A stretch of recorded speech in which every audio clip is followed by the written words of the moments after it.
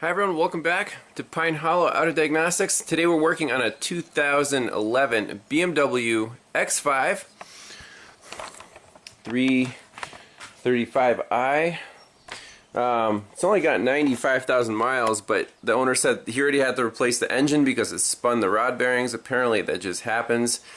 But anyways, after the engine swap, it didn't run. I don't know exactly what happened, but he got it running, and now the check engine light is on, and the only codes stored are these two: a 3157 tank vent valve activation line disconnection and a 3162 tank ventilation system shutoff valve activation line disconnection. Okay, so drives fine, just two codes stored, and check engine light's on. Now, the owner already did some homework. He found me through YouTube, he was watching my videos, went through some of the diagnostic process. I was actually pretty impressed. And he said in the fuse box on the passenger side, this fuse 18, it feeds the tank shutoff valve and the vent valve. And he said when he puts a new fuse in, turns the key on, it pops. So we have a short to ground somewhere. So that's like half my diagnostic process. However, you still have to go through each and every step instead of just jumping to conclusions. So let's verify indeed that that's the right fuse, that it's short-circuited. Let's just say, you know, the customer complaint is, hey, my check engine light's on, and you get these two codes. What's the thought process? Well, you go to All Data and look up these codes, and here's where we start losing time on European cars. P3157. Injector cylinder 4 high voltage side activation coil winding short circuit. No. So that's the right engine, that's the right, 3-liter turbo, everything's right, VIN, input the VIN. This code is not what the scanner says. Let's go to 3162. See, 3162.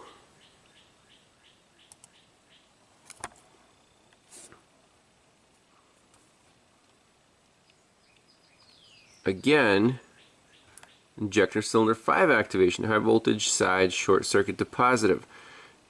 Why are the code numbers not matching up?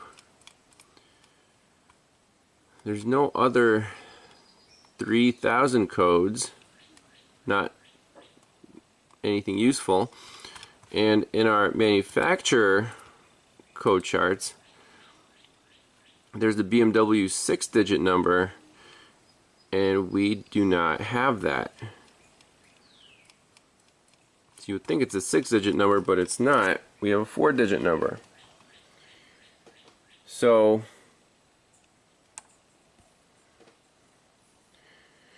you're already losing. Okay, so how about we go by the code description. Let's find these tank vent valve and tank ventilation system shutoff valve. So in our wiring diagrams, go right into non-OE redrawn diagrams. Let's just start there, but you cannot trust these diagrams, and I'll show you why.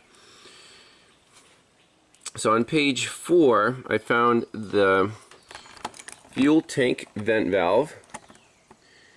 And if you keep coming down here, tank vent shutoff valve. Okay, they're on the same circuit, and they're both setting codes, two separate valves, fed off of fuse F4 10 amp hot at all times. Okay, so is that indeed the right fuse? However, keep in mind the owner said it was fuse 18 in the right, dash fuse box. So keep that in mind, that's not making sense. And it says hot at all times, and he said the fuse pops only when you turn the ignition key on. Okay, so if you go to power distribution and try to find fuse F4, right here, fuse F4, then it goes to DME main relay and DME control unit. and this is hot at all times. However, that does not match this diagram, which says it should go to the fuel tank vent and shutoff valves. So nothing is adding up here. Let's go to the OE diagram. So this is BMW Diagnostic Module Fuel Tank Pressure Control, and find these valves. Fuel tank vent valve, that's one of them. Fuel tank shutoff valve, that's the other one. Ground side switched by the engine computer. And the feed does come from F18 7.5 amp in the junction box. And you have to be very careful. There's a crossover here from 2011 November up to 2011 September. Our car was manufactured in January of 11, so we're the earlier model, and indeed we should have this fuse. So I guess there's a quick link. Click on that, and that's cool. It shows you the fuse box and the location. So let's see, top row is 11 through 15, and 16, 17, 18. Okay, that's matching up to what the owner found there, so that's good. Now we're only trusting this diagram. So I like this. This is accurate. So what should we do right now? Let's go right to this fuse right here. Install a bright 5 amp test light instead of the 7.5 amp fuse, and we can see if there's a short to ground right away. So if these valves are not energized, that fuse should not carry any current. Now, so that's the location. If you go to fuse F18, so this diagram, it's actually nice that BMW does this. It'll show you everything that's on fuse F18. And you can see right here, there's something else on there. We can even click on that, quick link. And it shows you where, I guess, the connector is. But we're not interested in that. We're interested in just this diagram. There's our F18 fuse. This is the main power distribution diagram, just featuring this fuse. And there's our tank vent shutoff valve, fuel tank vent valve. That's correct. It also goes up to heads-up display and the E-box fan. So that was not obvious from the first diagram. From this one, right? Because we just saw the parts related to the EVAP system, not everything else. So you need to go to the fuse diagram itself and see what else is on there.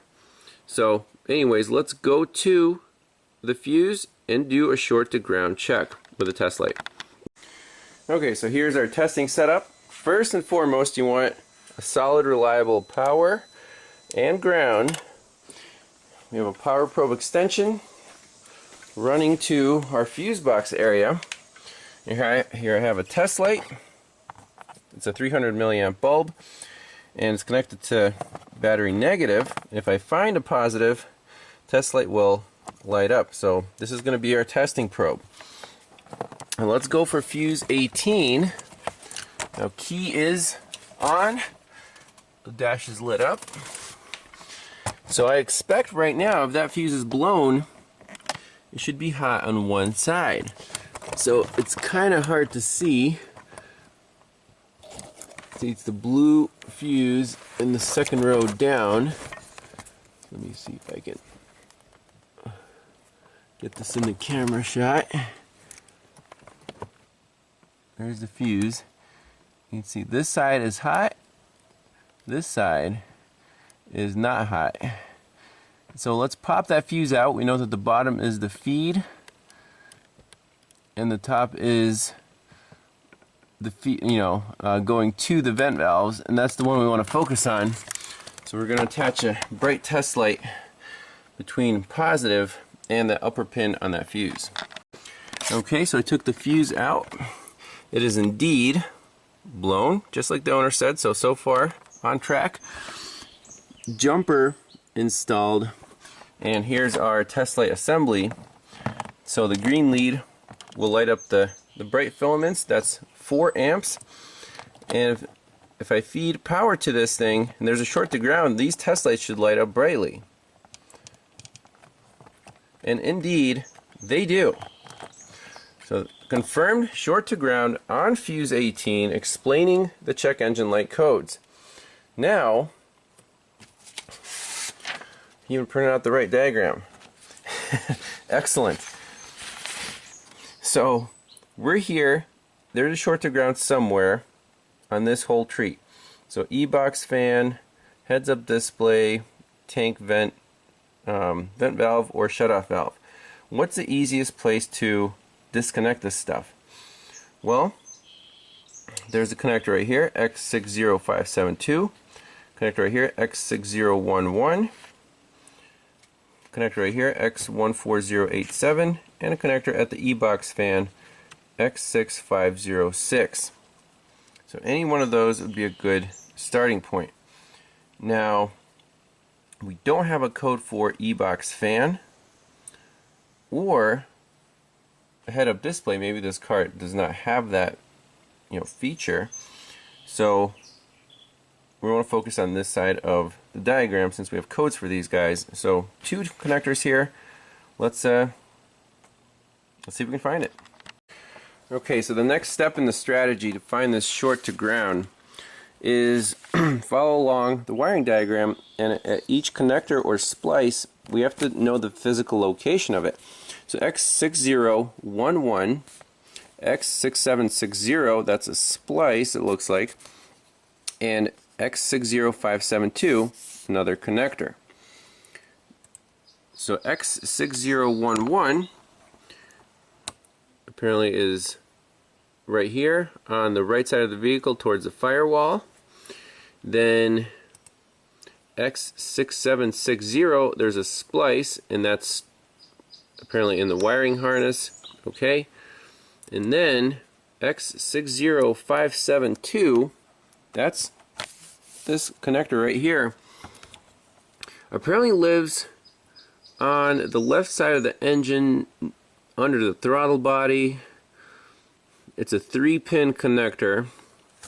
So keep in mind, this problem started after an engine swap. So did a harness get pinched, and what's the most likely location for that harness pinch? Now that we know where the connectors are and what we're looking for, let's do a visual inspection under the hood, under the throttle body area, see if there's any pinched harnesses, shorts to ground, and hopefully we'll find our problem there. Otherwise, if we do find this connector, we can disconnect it if we don't find anything wrong and do another short to ground check. Well, the connector that's easiest to get to is this X6011, and that would be the one closest to the firewall. It's a 16 pin. So I got my test lights here on the 1 amp setting, so we're not going to melt anything. And there is a short to ground right now. So if we unplug this connector and the short to ground is after the connector, our light should go out. And it does. Perfect. So we're on the right track. We're good to here. The short's going to be between this connector and one of these valves. So we're narrowing down the tree. The next connector, there's a splice, and then this X60572, which lives under the throttle body.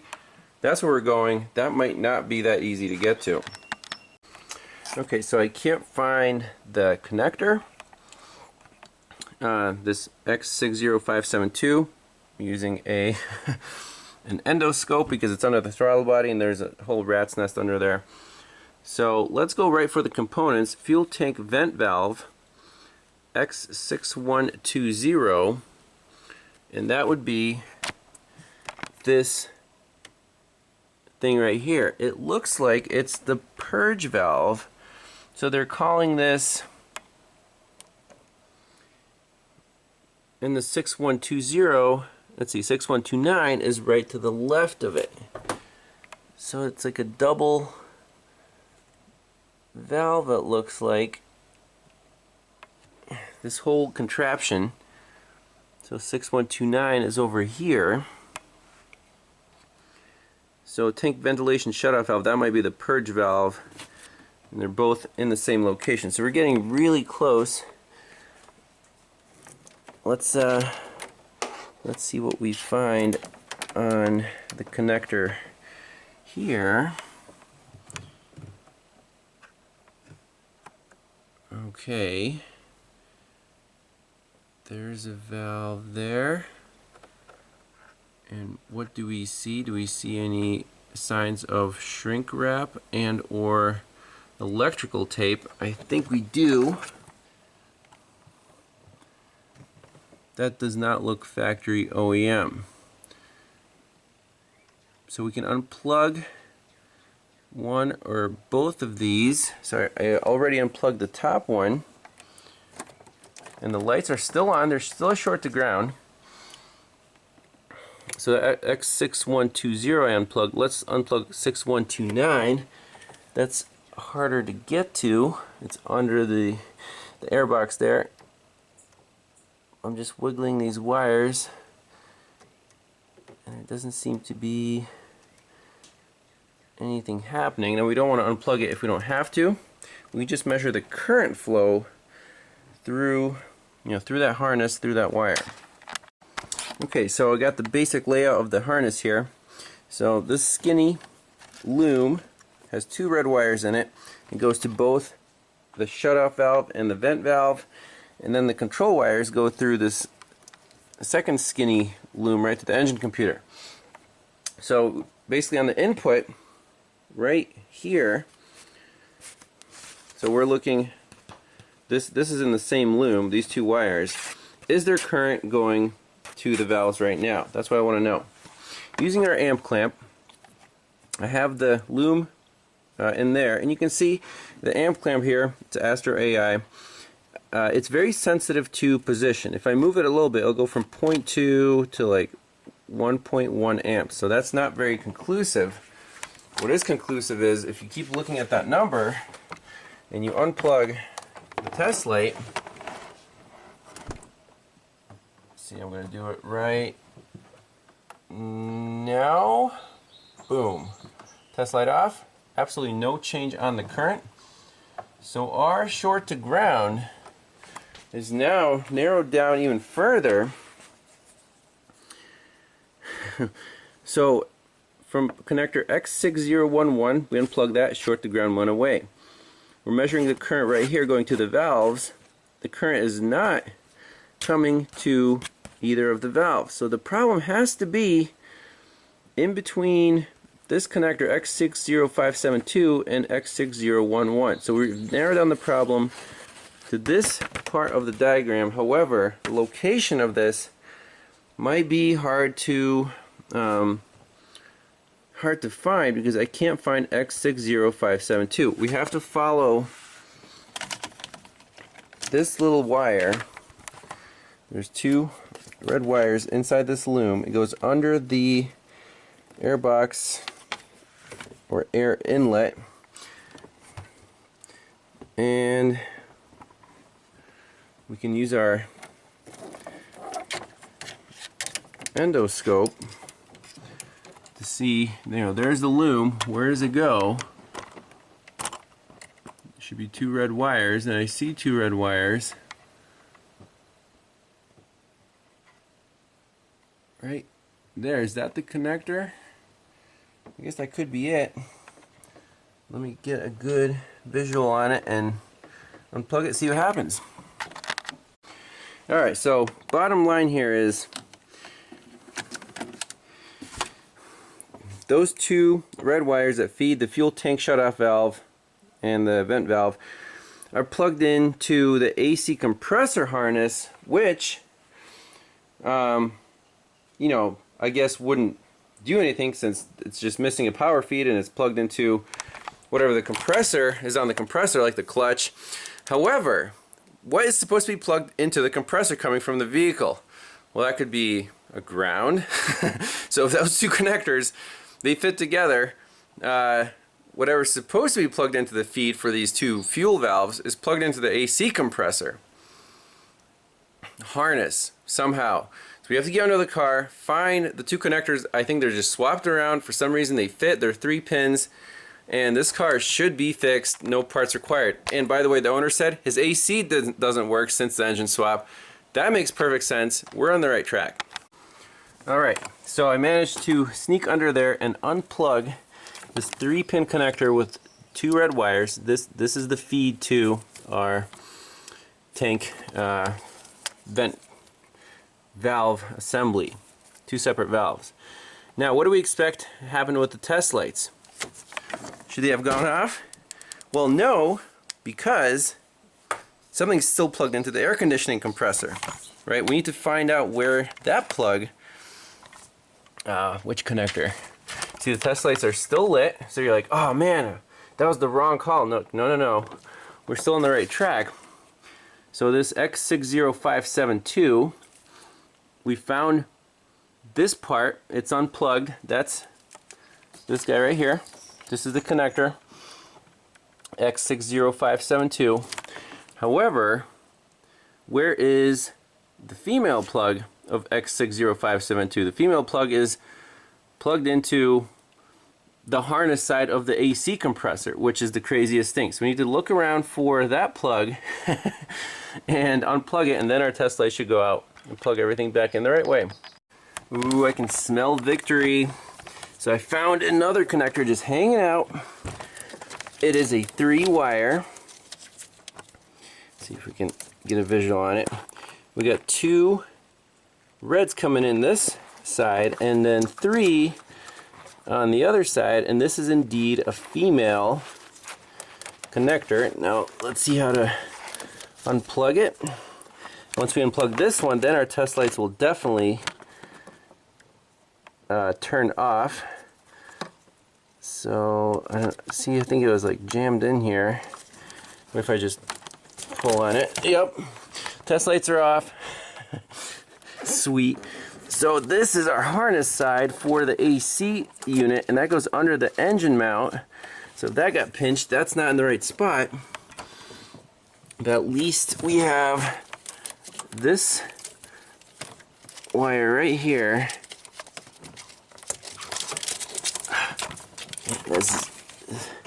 There's our female 2-pin, 2 red wires right there. And here's our male. So we'll mate those 2, and then let's figure out how to plug that into the AC compressor. Alright, so everything is plugged into the right spot now. We got our power feed to our tank vent valves under the throttle body, and also the AC compressor is now plugged in. Again, you can't see any of these connectors, but the connectors went in fine.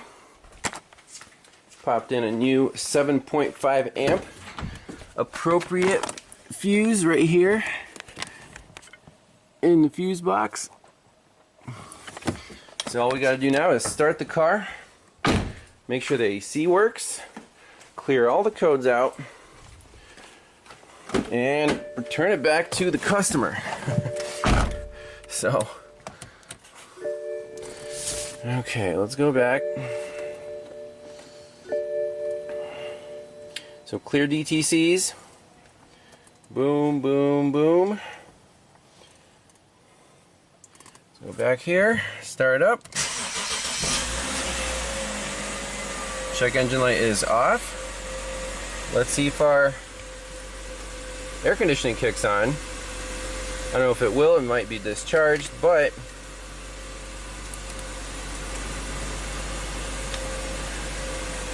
at least the codes should be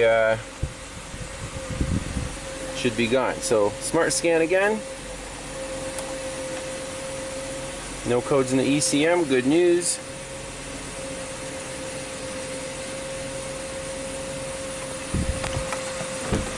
Now let's see if the air conditioning compressor is turning on or not. It is spinning. Clutch did engage. But this pipe, the intake pipe, is not getting cold, so we could measure the pressures right here. Probably discharged.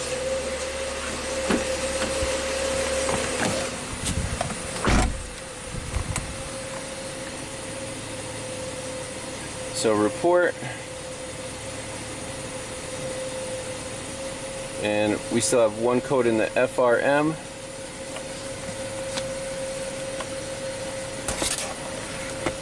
Hey, this guy's got an Autel. He's an advanced DIYer. Post repair.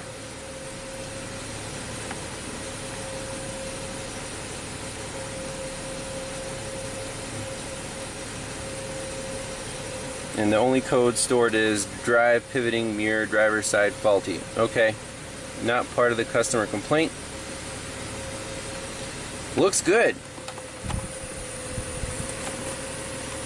So I guess the only thing he wants is we'll ask him if he wants his AC checked out or recharged, or maybe the other shop will finish that up. But thanks all for watching, and we'll see you next time. That was a cool one.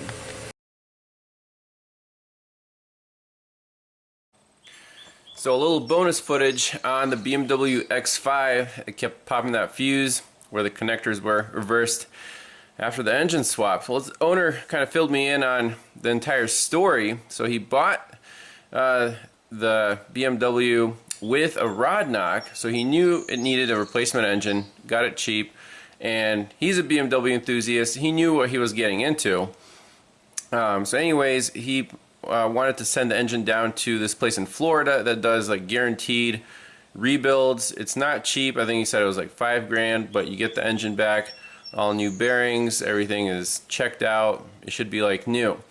However, swapping the engine in and out, he was going to do it himself, but then he decided to farm that out to a family friend who owns a repair shop. And he asked the mechanic or the owner, is like, it's BMW, you're going to need some special tools. Are you sure you can handle this job? And apparently the guy was pretty confident and did the engine swap. The whole fiasco took over a year. So this car was at this shop forever. They put in the new engine. Apparently they like damaged the transmission pan when they were doing it, but the car did not even crank once the engine was installed. So they had communication to the computer, but it was setting all kinds of codes. Something was really, really wrong. So the owner of the car was like, hey, I can't really pay you because I drove the car here, you swapped the engine out, and now it doesn't even crank. I have to tow it out of your shop. That's not a good thing. So anyways, what happened later, the owner was like, I got to figure this out. He found that the shop that swapped the engine, when they were plugging the main engine computer back in, the DME, they swapped 2 of the bulk connectors around. Now I don't know why they fit. BMW apparently likes to use the same connectors for everything. So that was the big problem. He plugged the connectors in correctly, the car started, but then there were several issues with the engine, like when those 2 connectors were reversed, the Valvetronic apparently got burned, damaged in some way. So he had to redo that, pay for new, I guess the Valvetronic motor, and then he said it was spraying fuel where the injectors were, so he had to replace injectors or the seals. So basically, and then he brought it here for the final diagnostics here on the check engine. We found another swapped connector, and then the air conditioning, I charged it up, that worked fine. But basically, after he got it back from the shop that swapped the engine out, he had to do all this work to get it running, finally get it right, and he said he spent more money on that than the shop charged him to put in the engine. So I'm like, well, that's really unfortunate. Who pays for all that stuff? Does he still pay the original bill to the shop that swapped the engine? But if he had to spend even more money on top of that, that exceeded that bill, does the shop say, I'm sorry, and eat that cost? I don't know what I would do. I mean, if I was a shop owner, I would guarantee my results. Like, you know, if you brought the car over, like, I'm not swapping your BMW engine. I don't want to get married to this thing because, you know, from previous experiences. So if you're going to take on a job like this, you know, in a professional setting for a customer, A, do your research, B, quote higher than book time because you're going to run into issues. And you have to guarantee results. So, you know, if I was the guy swapping the engine out and all these problems came up afterwards and it was the fault of the shop for plugging in the computer wrong, plugging in the, you know, the air conditioning compressor wrong, damaging whatever, the Valvetronic, that's on the shop. I don't think there's any way around that. So let me know your thoughts in the comments. Appreciate everyone watching, and we'll see you next time. Bye-bye.